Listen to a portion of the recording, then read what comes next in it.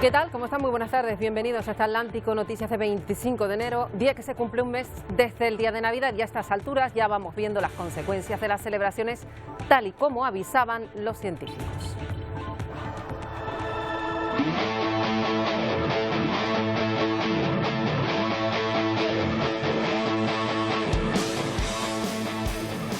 Pues hay muchos contagios, la mayoría de ellos detectados en reuniones familiares. A día de hoy el mayor riesgo reside en la presión asistencial. Los hospitales en España están en estado crítico. Hay familias enteras contagiadas. En los últimos días la tasa de incidencia se ha cuadruplicado. En España cada vez son más voces las que exigen confinamientos domiciliarios, al menos en algunas partes de España.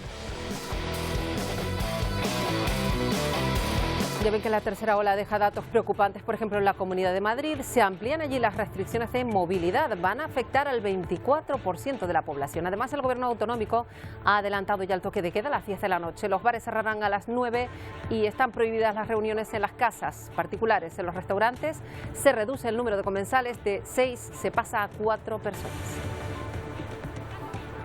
¿Y qué pasa en Europa? Hemos visto este fin de semana duros enfrentamientos entre la policía y manifestantes en varias ciudades de Países Bajos por las restricciones aprobadas en ese país para frenar la COVID, agentes que tuvieron que utilizar cañones de agua para tratar de dispersar a los centenares de ciudadanos que protestaban contra el toque de queda y el cierre perimetral en varias regiones. Luego lo vamos a ver.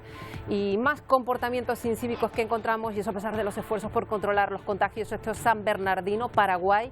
Un concierto multitudinario rompiendo todas las reglas, como si la pandemia no existiera, con la policía que dice que tuvo conocimiento a través de las redes sociales de este evento. Y en Venezuela, Nicolás Maduro anuncia que tiene un remedio para el coronavirus. Dice que tiene en su poder un medicamento, se llama Carbavitir, y dice que con solo 10 gotas debajo de la lengua, pues eso es capaz de neutralizar la enfermedad. Luego lo vamos a escuchar. Y van a conocer a Alfa, es una perra de raza bardino, tiene 6 años, ha sido rescatada de su casa en Madrid, mejorada del campo.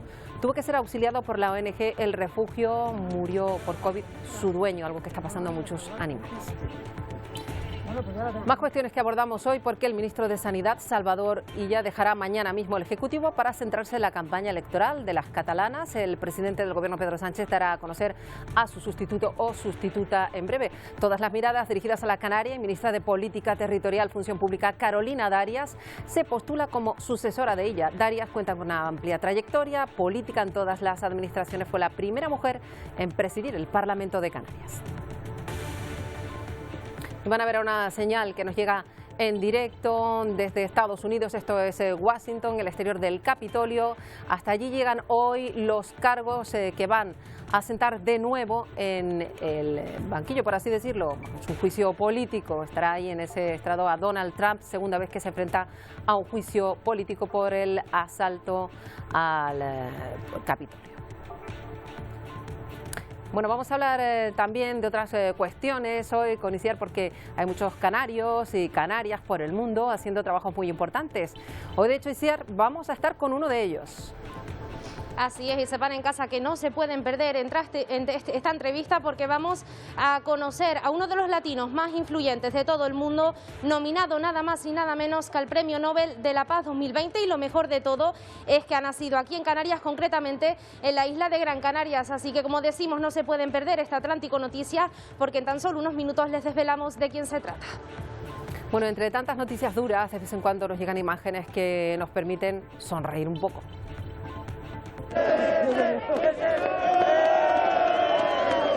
Pues ahí ven, ha habido pedida de mano, un policía realiza a la que va a ser su novia, bueno, su novia se casará con ella. La sorpresa se producía en los nombramientos de las 51 promoción de policías municipales de Madrid, entrega de anillo, manteo al novio, y como testigos José Luis Martínez Almeida, alcalde de Madrid, también la vicealcaldesa Begoña Villasís.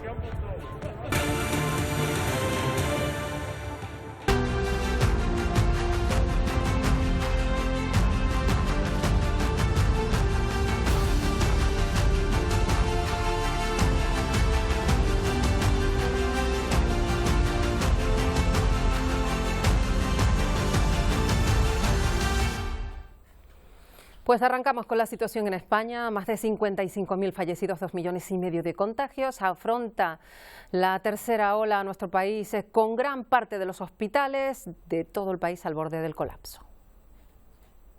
Con más del 20% de ocupación de pacientes COVID, los hospitales españoles están al borde de la saturación. Hemos pasado de 12 que teníamos para lo que estamos dimensionados, ahora estamos con 32 camas de UCI. 27 y 50 años son los que más están ingresando en la UCI. La incidencia acumulada se sitúa en 888 casos por cada 100.000 habitantes. Por eso las comunidades autónomas refuerzan su sistema sanitario. Cantabria, por ejemplo, ha habilitado una nueva UCI únicamente para pacientes COVID. Es una mejora muy importante de la que nos sentimos muy contentos. En Madrid, el Hospital Isabel Sendal ha abierto el tercer módulo con 350 camas. Por ahora, el centro atiende a 404 pacientes contagiados.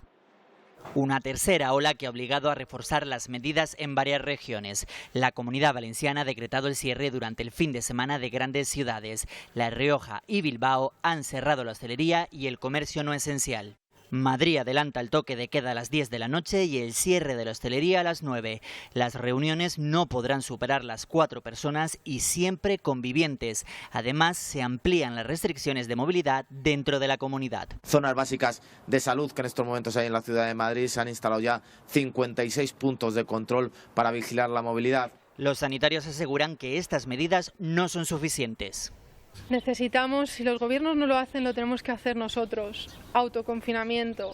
Que cuiden a los demás, a su familia, que dejen de hacer esas fiestas que realmente es lo que está contagiando a la gente. Contagios que han disparado la ocupación en las unidades de cuidados intensivos, que supera el 37%. Toda Europa, de hecho, está haciendo frente a la virulencia de esta tercera ola, la rápida propagación de esas nuevas cepas con una campaña de vacunación que se desarrolla más lento de lo que se preveía. La Unión Europea ha administrado menos de 2 dosis por cada 100 habitantes. Estos retrasos de Pfizer y AstraZeneca también complican los planes. Ahora la Unión Europea amenaza incluso con emprender acciones legales si no se cumplen con las entregas pactadas. Europa es el segundo continente más afectado por la pandemia y por ello se blinda con nuevas restricciones porque la situación epidémica se mantiene y por el temor a las nuevas variantes del SARS. La incidencia de nuevos casos en los últimos 14 días se sitúa en 452 por cada 100.000 habitantes, unos datos que reflejan un aumento muy significativo especialmente en Bélgica, Francia, Islandia, Irlanda, Malta, Portugal y España. Entre los 21 países con positividad alta en los test, en 2, Francia y España, se observa un aumento en los últimos 7 días, mientras que en 19 es estable o se ha reducido. La ocupación en hospitales y UCI por COVID-19 ha sido alta o ha aumentado en 29 países con respecto a la primera semana de enero. Los datos combinados de 20 países muestran que las UCI se encuentran al 74% de la capacidad máxima registrada durante la pandemia. Y aunque la mortalidad ha descendido o se ha estabilizado en 21 países, en 8, entre ellos España, Francia y Alemania, muestra una tendencia al alza. Pero la mayor amenaza a corto plazo es la evolución de las nuevas mutaciones más contagiosas del SARS, detectadas en Reino Unido, Sudáfrica y Brasil. El ECDC ha subido el nivel de riesgo por esas variantes de alto a muy alto y ha instado a los países a reforzar las medidas de rastreo, además de estudiar restricciones más duras en previsión de un empeoramiento de la situación epidémica. Y Bélgica, por su parte, va a prohibir los viajes turísticos y no esenciales hasta el 1 de marzo para evitar la entrada de esas nuevas variantes de la COVID. Hasta el momento el país exigía las pruebas PCR, también cuarentenas a los pasajeros que regresarán a ese país. Ahora se cuenta allí con 248 casos por cada 100.000 habitantes. Y fíjese que ha habido duros enfrentamientos entre la policía y algunos manifestantes en varias ciudades de Países Bajos por las restricciones que se han aprobado en ese país para tratar de frenar la COVID-19, con agentes que tuvieron que utilizar, ahí lo ven, pues cañones de agua para tratar de dispersar a esas personas que protestaban contra el toque de queda que se acaba de imponer en el país y ese cierre perimetral en varias regiones. Las protestas acabaron con coches incendiados, negocios destrozados. Al menos 100 personas fueron detenidas solo en Ámsterdam por estos incidentes. Países Bajos cuenta con una incidencia acumulada de 555 casos por cada 100.000 habitantes.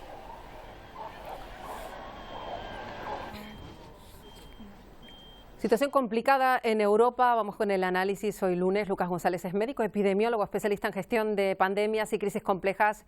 Colabora habitualmente con Atlántico Noticias y nos atiende de nuevo desde Escocia. Lucas González, es una situación muy complicada, un tanto descontrolada.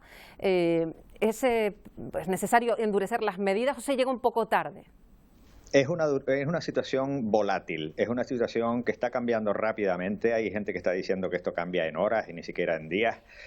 Tenemos que estar preparados para introducir medidas mucho más eficaces, no necesariamente más rígidas ni más duras para la población, sino más eficaces. Tenemos que tener mejores mascarillas, tenemos que insistir en la educación de abrir las ventanas todo el tiempo para que el poco virus que llegue al aire se vaya rápidamente, y los que tengan síntomas que se queden en casa.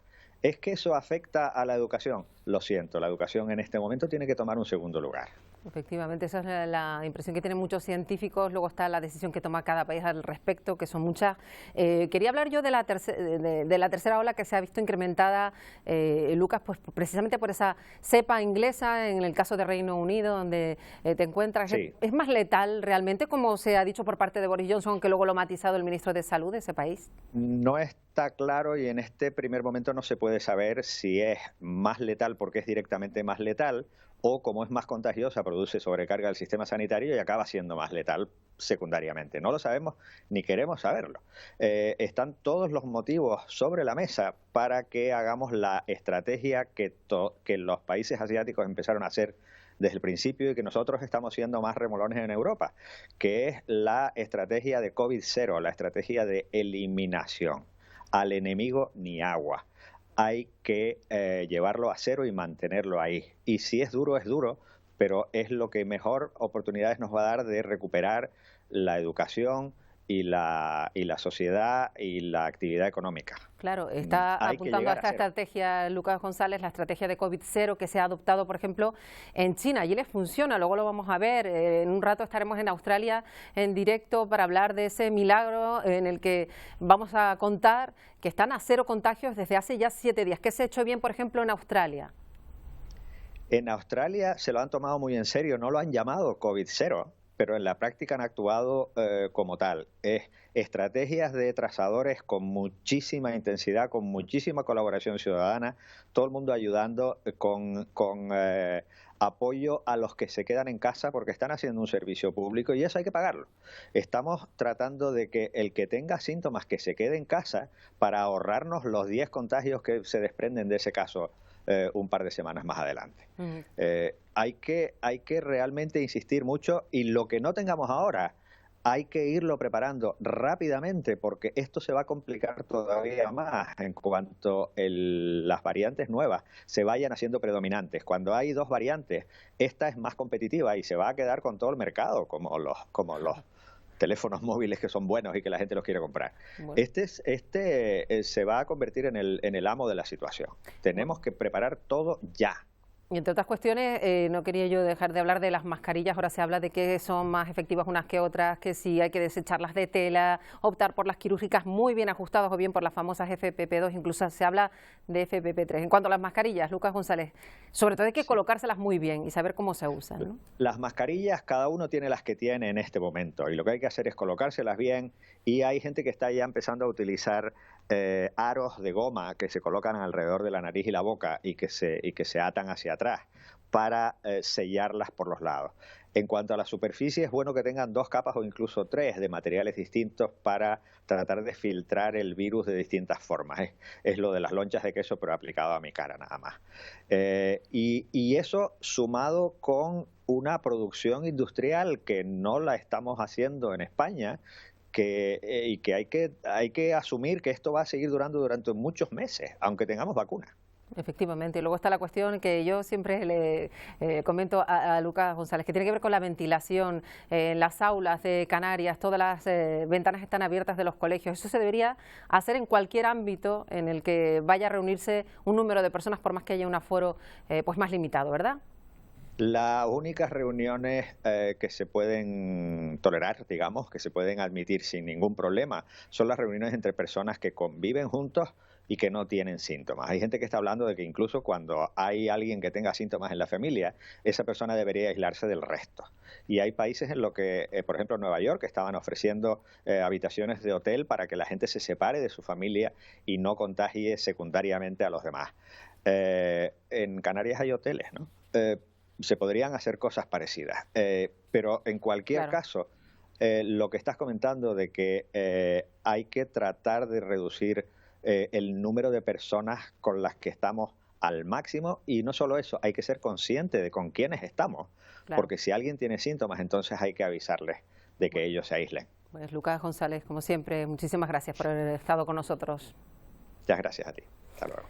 Bueno, ya hablábamos con este especialista de cómo ha actuado China. De hecho, ahora está informando de que han registrado nuevos casos de COVID, aunque los números de China en comparación con los de Europa son ínfimos. Hay un repunte en el país en cualquier caso. Se vuelven a tomar medidas muy restrictivas para evitar la expansión de la pandemia. Incluso ha habido confinamientos.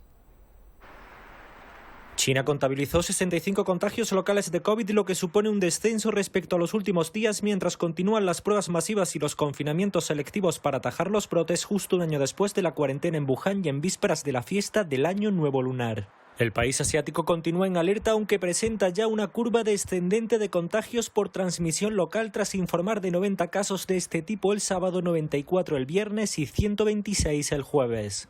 Los contagios locales de este domingo se detectaron en las provincias de Heilongjiang con 29, Hebei con 19 y Jilin con 12, mientras que en la capital Pekín se registraron 2 casos y en Shanghái 3. Esta última ciudad ha confinado una comunidad de vecinos en el distrito de Huangpu, declarado ahora de riesgo medio, al igual que otras 3 zonas de la urbe. 2 hospitales de la ciudad, el Centro de Oncología de la Universidad de Fudan y el Hospital Renji han suspendido el ingreso de nuevos pacientes tras detectar 2 casos sospechosos de COVID. Además, el perímetro del primer hospital ha sido acordonado y se han confinado las zonas residenciales aledañas al de Renji.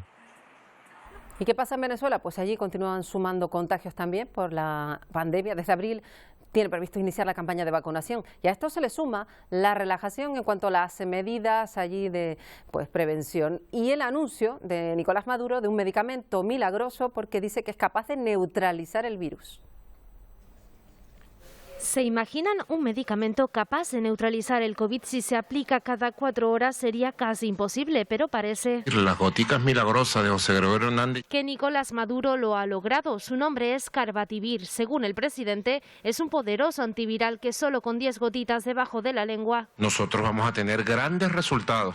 Bastarían para matar el virus. Explicó que no produce efectos secundarios ni negativos, ya que fue probado de forma masiva en todo el país.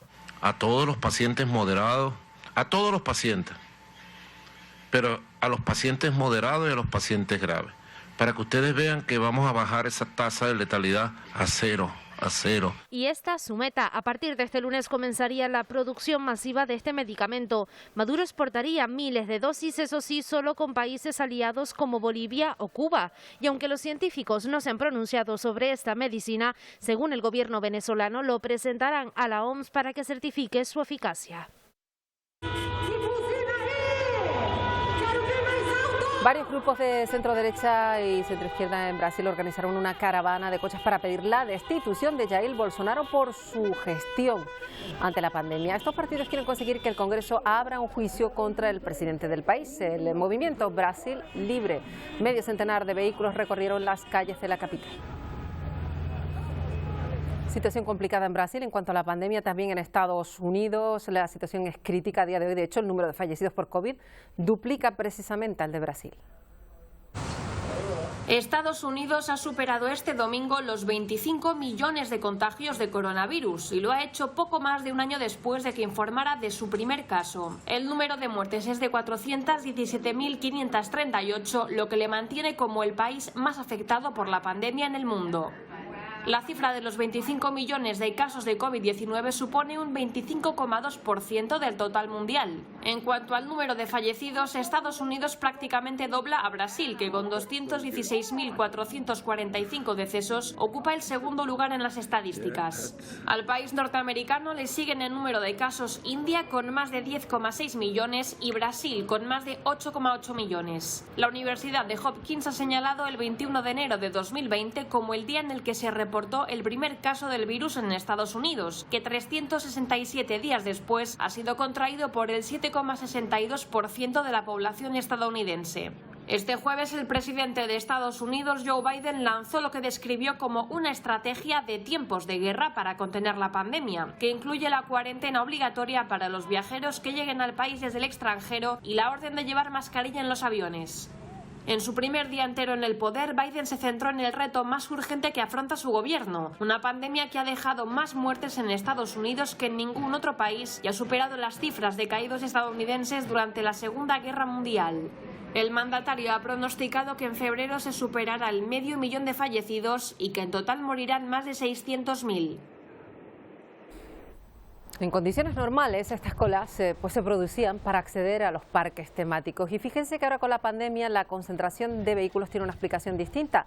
Desde esta semana, precisamente en Estados Unidos, estos parques cerrados por la pandemia servirán para administrar la vacuna. Esto es Disneyland en California y sus instalaciones, sus aparcamientos concretamente ayudan a acelerar el proceso de vacunación. En el primer día, 2.400 personas se pudieron vacunar sin salir de sus vehículos. La idea es que a este ritmo de vacunación se llegue a las 5.000 diarias. El estado de California está transformando hasta estadios de béisbol o recintos feriales en lugares para vacunación masiva.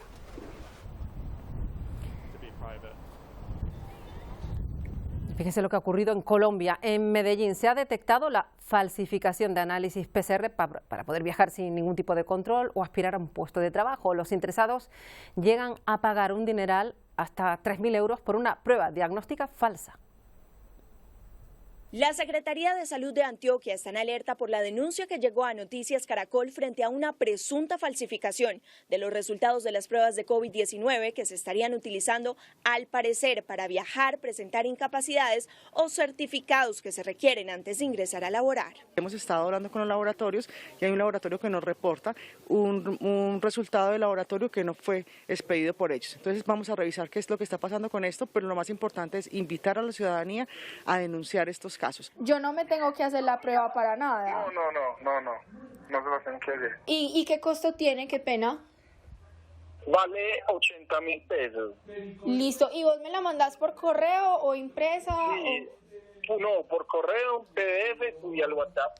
Noticias Caracol consultó con un abogado esta situación y aseguró que la persona que esté realizando la falsedad en documento privado estaría incurriendo en 2 delitos, entre ellos estaría violando la medida sanitaria. Lo primero que se hace evidente es una falsedad en documento privado en que estaría incurriendo la persona que lo fabrica en modalidad de autor y la persona que lo adquiere en modalidad de determinador, y ambos podrían incurrir en una pena que va hasta los 9 años de prisión. Las autoridades de salud comenzaron una investigación para identificar a las personas inescrupulosas que están cometiendo este delito.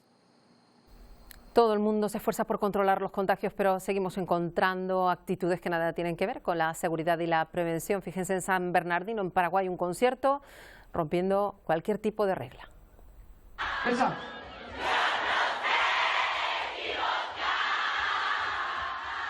Increíblemente, en San Bernardino se volvieron a violar las medidas sanitarias de forma gigantesca. Estos videos corresponden a un concierto desarrollado en el anfiteatro de Samber con entradas vendidas anticipadamente. Videos grabados por los propios asistentes al evento y el artista dejaron guardados los momentos de máxima aglomeración con un número grande de personas, donde no existió distanciamiento social. Los organizadores aseguraron que cuentan con un protocolo a medida aprobado por el ministerio firmado por el secretario general de Mazzoleni. En el mismo no se establece el número de participantes, solamente la capacidad del anfiteatro, que es para 1.600 personas. Además, el protocolo especial indica que se debe respetar el distanciamiento social, punto que claramente no se cumplió. Desde la policía aseguran que no tuvieron conocimiento sobre la actividad y recién se enteraron tras la viralización de los videos. La gente que controla, solamente la Policía Nacional, es decir, la Comisaría 16, tuvo conocimiento a través de las redes sociales. Por otra parte, los organizadores intentaron justificar la irresponsabilidad diciendo que fueron insistentes con los controles y las medidas sanitarias. Bueno, desde el comienzo de la crisis sanitaria hay una protectora, se llama El Refugio, está en Madrid, que creó una unidad de intervención para rescatar a los perros, a los gatos de personas que eran hospitalizadas o incluso fallecían por COVID. Van a conocer a Alfa, es un bardino, tiene 6 años, ha sido rescatada de su domicilio, estaba en Mejorada del Campo, en Madrid, tuvo que ser auxiliado por esta ONG después de que su dueño falleciera. Ahora se le busca una familia de acogida. Bueno, pues ya la tenemos mucho y mucha suerte a todos. Bueno, queremos irnos, como les decíamos, hasta Australia, desde donde podemos contar la noticia de que nos puede dar algo de esperanza en Europa, un país inmenso donde se ha alcanzado algo que en Europa parece lejano. No tiene ningún contagio a día de hoy. Marcos Miranda es canario, es estudiante. Marcos, bienvenido a Atlántico Noticias. Hola, buenas Marta, ¿qué tal? Muchas gracias en principio por contactar conmigo. Pues sí, para saber sobre todo cómo lo han logrado, porque eso, Marcos, aquí en Europa a día de hoy nos parece pues algo a lo que aspirar, pero nada cercano. Ya, yo es lo que intento siempre cuando hablo con familiares, amigos y demás, intento darle un poco de esperanza de que pronto, si continúan haciéndolo como lo están haciendo, pues pronto verán que todo va a volver a la normalidad y igual de fuertes que antes o mejor. Claro, Marcos, porque en tu caso has vivido todas esas restricciones muy duras, que es lo que se cuenta en concreto en Queensland, donde estudias y trabajas. ¿Cómo eran las medidas? Os imagino que se seguirán manteniendo a día de hoy, ¿no? Sí, bueno, desde el principio el gobierno siempre ha aplicado unas medidas bastante estrictas. Desde que se empezó todo a desarrollar un poco, pues intentaron siempre cerrar locales de ocio, cerrar discotecas, playas, incluso las playas más habitadas llegaron a cerrarlas. No por mucho tiempo, llegó a durar como 1 mes y medio, pero luego sí que empezaron a abrirlas muy lentamente. Siempre que tenías que ir a cualquier sitio tenías que hacer tu como clocking, cada vez que entrabas a un sitio, tu medida de seguridad, siempre todo. Claro, que está claro que también era muy importante, al margen de las medidas que ponen las autoridades, la responsabilidad individual, ¿verdad, Marcos? Que la gente también cumpliera lo que se les requería, ¿no? Exacto, para aquí es una cosa de las que yo realmente aprecio, que la gente siempre ha sido bastante responsable, incluso no hemos tenido ningún lockdown, pero siempre la gente ha tratado de evitar aglomeraciones, evitar salir sin necesidad, y intentar siempre pues cuidar uno lo más posible. ¿Dirías que a día de hoy sí que se vive ahí en Queensland la nueva normalidad? Digamos que se cumplen determinadas medidas, pero se vive casi como se vivía antes, ¿o es demasiado decir? Exacto, exacto. No realmente del todo, pero sí que estamos poquito a poco volviendo a la normalidad. Ya, por ejemplo, las discotecas y demás, que quieras o no, pues están todas abiertas. Ya al principio sí que las abrían, rollo con necesitabas estar medidas de seguridad, no más de 4 personas en unas mesas, pero bueno, poco a poco ya ha ido avanzando más y ya nos dejan pues de todo, incluso en playas, festivales están volviendo otra vez a hacerse, demás. Bueno, desde luego es todo un mensaje de esperanza, porque si tenemos en cuenta lo que vamos contando de Europa, pues nos alegra saber que se ha logrado en un país tan inmenso como es Australia. Eso sí, siguen las fronteras cerradas, si no me equivoco, ¿verdad? Todavía tardan en abrirse y se están estableciendo como corredores, ¿no? Aún vuelos internacionales y fronteras siguen cerradas. Yo, por ejemplo, vivo en un sitio que se llama Gold Coast, está muy cerca del estado de New South Wales, y por temas de trabajo siempre hemos tenido que cruzar la frontera, y es muy fácil, tú tienes un código QR a medida de internet, típicas preguntas, y no te piden acceso, no hay ningún control para entrar al estado de New South Wales, pero de vuelta al estado de Queensland, como no hay ningún caso ni ha habido más, pues sí que tenemos que pasar un buen control de policía para que nos dejen pasar y obviamente estar igual de seguros que estamos. Bueno, pues agradecemos muchísimo a Marcos Miranda, al que tenemos ya de corresponsal en Queensland, y le agradecemos que nos haya contado pues la buena situación, contagio cero, que es a lo que aspira Europa. Esperemos que alguna vez pues estemos en las mismas circunstancias. Gracias, Marcos Miranda. Nada, muchísimas gracias a ustedes. Un saludo y fuerza, que ya verás que pronto, si siguen como siguen, van a estar igual o mejor. Quedamos con ese buen deseo, gracias. Bueno, pues seguimos nosotros adelante, esperemos que sea así, que podamos contar alguna vez aquí en Atlántico Noticias que estamos a contagio cero. Fíjense que además hoy es el último día en el cargo del todavía ministro de Sanidad, que ha tenido un duro trabajo. Salvador Illa renunciará a su cartera, ya saben, para centrarse en su candidatura a presidir la Generalitat catalana. El nombre que más suena para sustituirlo, el de la canaria Carolina Darias, que es la actual ministra de Política Territorial. Ya es oficial. Salvador Illa abandona este martes el Ministerio de Sanidad para dedicarse por completo a la campaña de las elecciones catalanas. Según informa Moncloa, en las próximas horas se conocerá el relevo de Illa, quien tomará posesión el próximo miércoles en el Palacio de la Moncloa ante el rey Felipe. El Gobierno de España garantiza La ministra de Política Territorial y Función Pública, Carolina Darias, es el nombre que suena con más fuerza para relevar a Illa. Por tanto, a disposición del presidente y al servicio de mi país. Darias ha sido una de las ministras del gabinete de Pedro Sánchez que más ha estado dedicada a la gestión de la crisis del coronavirus. La marcha de Illa como candidato a la Generalitat aboca a la primera remodelación del gobierno de coalición, apenas un año después de que fuera constituido. Y en Portugal, Marcelo Rebelo de Sousa ha sido reelegido como presidente del país. Los comicios se celebraron con enormes medidas de seguridad porque se da en ese país un pico de contagios en pleno confinamiento con una participación que rondó pese a todo el 40%. Rebelo de Sousa obtuvo el triunfo en las urnas con más del 60% de los votos.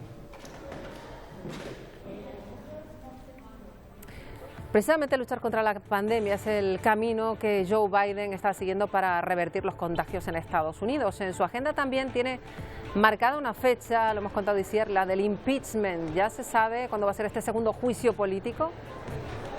Así es, Marta, ya conocemos un poco mejor cómo serán esos plazos. Hoy, por ejemplo, el Partido Demócrata envía al Senado su acusación. Mañana el Senado inicia los preparativos y será la segunda semana de febrero, a partir del 8 de febrero, cuando se inicie materialmente ese juicio político. Y esto se hace por dos razones: para que a Joe Biden le dé tiempo de impulsar ese plan contra la COVID-19 y, por otro lado, para que se conforme la mayoría demócrata. Una vez iniciado ese juicio político, las sesiones serán diarias hasta tener una sentencia, una condena para la que son necesarios los votos a favor de todo el Partido Demócrata y de 17 republicanos. A día de hoy, solo 14 ya han confirmado que se muestran receptivos a condenar a Donald Trump por insurrección.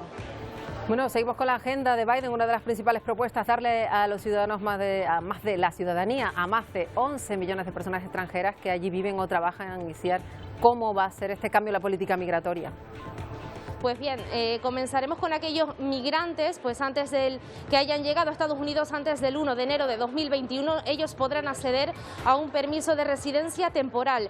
Luego, pasados 5 años, podrán acceder a un permiso de residencia definitivo, y después de 3 años y haber cumplido algunos requisitos como haber pagado impuestos o no tener antecedentes penales, ya ahí podrían acceder a la ciudadanía. No pasa esto con los llamados Dreamers, en su momento menores que llegaron a Estados Unidos sin ningún tipo de documentación. Ellos sí podrían acceder a la ciudadanía de forma directa, y otros aspectos que ya conocemos que regula, por ejemplo, aumenta el número de visados a aquellas mujeres víctimas de violencia de género, y por otro lado va a intentar regularizar la situación de los trabajadores agrícolas. Gracias, Isier. Un amplísimo y ambicioso proyecto para los migrantes en Estados Unidos. Precisamente las iniciativas de apoyo a los latinos en Estados Unidos le han valido a nuestro siguiente invitado reconocimientos y premios internacionales. Hablamos de Ray Cazorlas, un emprendedor canario que lidera desde Nueva York el encuentro social más relevante de habla hispana en Estados Unidos, el New York Summit. Ray Cazorla ha sido incluso nominado al Premio Nobel de la Paz por su contribución social internacional a través de todas las iniciativas que lidera. Quiero pensar que un mundo mejor es posible y que solo será posible. Pues por todos estos méritos y muchos proyectos que además tiene en marcha, Ray Cazorla es asesor del gabinete del presidente norteamericano Joe Biden, y de hecho fue invitado a la ceremonia de su toma de posesión. Fueron muy poquitos, escogidos los asistentes. Ray Cazorla, buenas tardes. Buenas tardes y muchísimas gracias por invitarme. Bueno, empezamos, si le parece, pues, por la asistencia a esa ceremonia. Imaginamos que sería emocionante para ustedes, para lo que representa esa invitación, pues haber asistido a esta toma de posesión, que supone también un giro absoluto en la política norteamericana, ¿no? Bueno, sí, sin duda fueron sensaciones mágicas. Después de 4 años de un gobierno nefasto, pues fue muy emocionante el poder ver una inauguración que ha vuelto a poner a Estados Unidos en el mapa como un país líder, un país solidario, inclusivo y diverso. Y ver que Biden y Kamala se hayan marcado los retos de unificar este país y sacar lo mejor de él para volver a liderar sobre todo causas importantes en todo el planeta, pues fue sin duda fascinante. A día de hoy, pues por todos los artículos que hemos leído sobre la figura de Ray Cazorla, se le define como uno de los hispanos más influyentes del mundo. Y quizá es poco conocido, teniendo en cuenta esa repercusión internacional. Aquí en su tierra, en Canarias, ¿qué siente cuando lee pues estos calificativos hacia su persona? Bueno, mucha humildad, mucho agradecimiento y mucha responsabilidad. La verdad es que me gusta rodearme de buena gente y de buenos equipos que hacen lo imposible posible, y eso ha logrado que en tan pocos años pues me haya pues, generado este impacto, ¿no?, a nivel internacional. Efectivamente, porque la historia de Ray Cazorla es la que hay que contar para que la gente entienda que uno puede cambiar su vida tan radicalmente, porque se fue de Canarias hace relativamente poco. Si pudiera hacer un resumen de cuál ha sido su trayectoria desde Canarias hasta Nueva York para acabar siendo nominado al Premio Nobel de la Paz. Bueno, yo recuerdo que fue con mucho miedo, con muy pocos recursos, nada de inglés, y una ciudad como Nueva York que te puede comer, pero que con muchas ganas, con muchos sueños y con mucha ambición me permitió ese hueco en una de las ciudades más cosmopolitas del mundo, ¿no? Y el sueño americano existe, yo tengo la fortuna y la suerte de ser fe de que es posible, y bueno, yo creo que es a base de caernos y de levantarnos muchas veces la que hoy podemos estar donde estamos y hacer las cosas que hacemos, ¿no? Y por último, bueno, creo que la cultura emprendedora de tomar riesgo, de atreverte a comer el mundo es muy bienvenida y residida en los Estados Unidos, y estas experiencias nos han ayudado a consolidarnos hoy en Estados Unidos, pero también en Europa y en América Latina, y hoy me siento orgulloso de ser un canario que puede contribuir a elevar la conversación de habla hispana y a empoderar a toda la comunidad hispana en todo el planeta. Efectivamente, porque se dedica, entre otras muchas cuestiones que es complejo definir en una entrevista tan corta, a ayudar con becas, por ejemplo, a muchos latinos que de otra manera no podrían, por lo pronto, emprender una empresa o tener un futuro, ¿no? Sí, efectivamente, así nació el Hispanic American College, fue el primer proyecto que iniciamos en el año 2015, y de ahí han divergido muchos proyectos como el New York Summit o la Fundación Inspirando a Líderes Comprometidos. Efectivamente, ahora hablábamos antes de empezar la entrevista, Ray Cazorla, de ese giro también en la política migratoria que propone Joe Biden, todo un desafío que supone la respuesta para tantísimos millones de latinos que pues son miembros más de la comunidad norteamericana, ¿no? Efectivamente, yo empecé con esta andadura justo cuando salía el presidente Obama de la Casa Blanca y entraba Donald Trump con un discurso bastante complicado para la comunidad hispana y la comunidad latina. Vemos hoy que Joe Biden y Kamala tienen un discurso totalmente diferente y es sin duda una gran noticia para todos. ¿Cómo enfrentarse ahora, Ray Cazorla, al desafío que está poniendo todos estos proyectos a un lado y que supone todo, pues ya decimos, valga la redundancia, un desafío para gobiernos, para instituciones, para sistemas sanitarios? ¿Cómo se puede uno enfrentar a esta pandemia, especialmente en el país en el que vive ahora? Bueno, yo creo que la pandemia ha puesto en jaque a todo nuestro sistema y toca repensar, reimaginar y rediseñar los sistemas que sean más fuertes, más resilientes, más inclusivos, que no dejen a nadie atrás y que estén en equilibrio con el bienestar del planeta y de las personas. Yo soy de los que piensa que este parón tiene que ser una oportunidad para reinventarnos, ¿verdad? Y para hacernos más fuertes para lo que pueda venir. Y es que en un mundo tan cambiante ya no se trata de si nos tocará una crisis, sino cuando nos tocará y si tendremos la capacidad de volver a levantarnos y de aprovechar estas crisis en transformarnos. Así que yo soy optimista y creo que toda crisis trae de la mano oportunidades, así que nos toca a nosotros saber aprovecharlas. Bueno, pues le agradecemos mucho a Ray Cazorla que haya estado con nosotros en este programa, que precisamente también tiene como objetivo pues contar lo que hacen tantos canarios fuera de nuestras fronteras y dar visibilidad también a todas las noticias que nos llegan desde América y Latinoamérica en especial. Ray Cazorla, en una próxima ocasión esperemos contar con su presencia. Muchas gracias, un placer. Bueno, pues dejamos a Ray Cazorla y vamos a seguir adelante para contarles otras historias. Una nos llega desde Madrid. A pesar de la pandemia, hay quien no pierde la esperanza y el buen humor. Fíjense en estas imágenes. Bueno, ellos se ve que sí pueden besarse, son convivientes. La pedida de mano que un policía realiza a su novia. La sorpresa se produjo en la entrega del nombramiento de la promoción de policías municipales de Madrid. Con entrega de anillo, emoción de la novia, manteo al novio y testigos, alcalde de Madrid y la vicealcaldesa.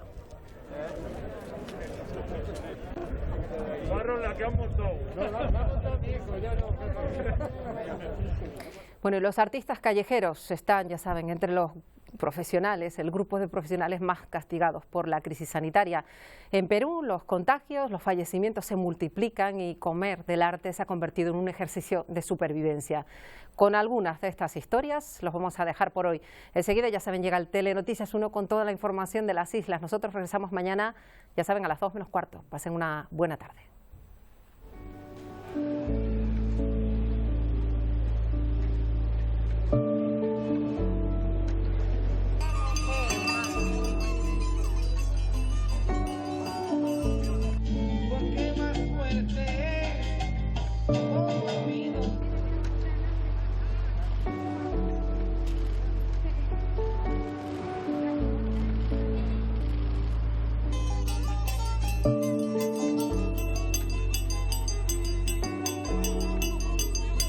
creo que al menos cubre. No será un lujo, pero no es mucho, pero sí. Ya no se gana, apenas se lleva uno para un plato de comida.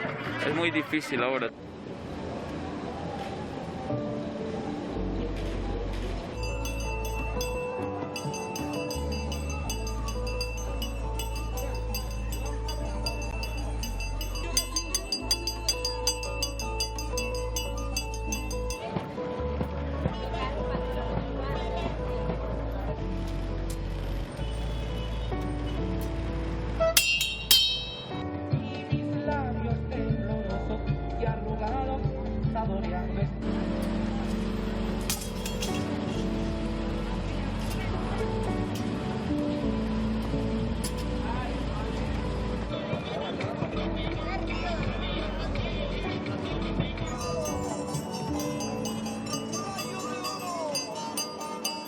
Siempre sobrevivimos igual.